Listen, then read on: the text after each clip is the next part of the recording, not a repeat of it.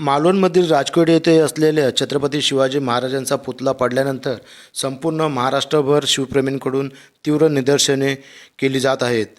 तसेच ठिकठिकाणी आंदोलनही पाहायला मिळत आहेत. खोपोली शहर महाविकास आघाडीकडून लाचखोर भ्रष्टाचारी सरकारचा जाहीर निषेध करण्यात आला. तसेच पुतळा पडण्यास जे लोक कारणीभूत आहेत त्यांच्यावर कठोर कारवाई करण्यात यावी असे निवेदन खोपोली पोलीस ठाण्याचे वरिष्ठ पोलीस निरीक्षक यांना देण्यात आले आहे. प्रथम आम्ही या लाचखोर भ्रष्टाचारी सरकारचा मी निषेध करत आहे की ही घटना जी घडलेली आहे अख्ख्या महाराष्ट्रामध्ये अख्ख्या भारतामध्ये कधी अशी घटना घडली नाही की कुठल्या महापुरुषांचा पुतळा पडलेला नाही. परंतु या भ्रष्टाचारी सरकारने त्या भ्रष्ट कारभारामुळे निकृष्ट दर्जाचं काम केल्यामुळं आज महाराजांचा पुतळा खाली पडला आणि हे पाप आहे. हे पाप महायुती सरकारने आपण केलेलं आहे. आज हे जे सरकार आहे हे अधोगतीला सरकार जाणारं सरकार आहे. कारण या सरकारमध्ये फक्त भ्रष्टाचारी हे भ्रष्टाचारी लोक आपल्या हक्काच्यासाठी आपले जे हक्कात दिल्लीला बसलेले आहेत त्यांच्या मेहरबानीसाठी त्यांना खुश करण्यासाठी इथे अशा प्रकारे कामं करत सर गेले 1 वर्षभरापूर्वी आपण इथं आप्पासाहेबांचा कार्यक्रम केला बैठकीद्वारांचा. त्यावेळेस देखील 10-12 तिथली भाविक मरण पावले. हे एवढं कारण कशासाठी केलं की फक्त त्यांच्या हक्कांना खुश करण्यासाठी.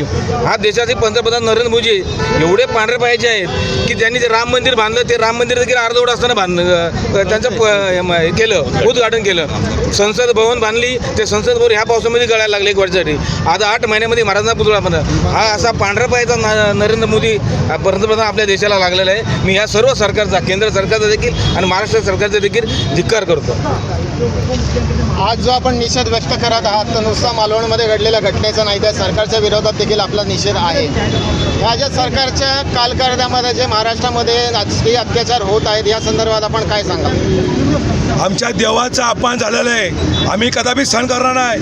ही शिवप्रेमी ही महाविकास आघाडी मिळून या सरकारचा आम्ही निषेध करतोय. स्मारक उभारत आहे तर त्या महापुरुषांचा स्मारकाची काळजी घेणं हे तितकेच महत्त्वाचं होतं.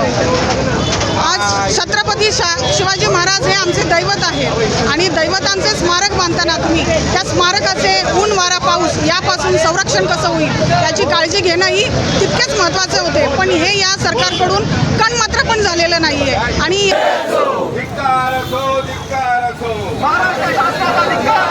महाराष्ट्र सरकारचा महाराष्ट्र शासनाचा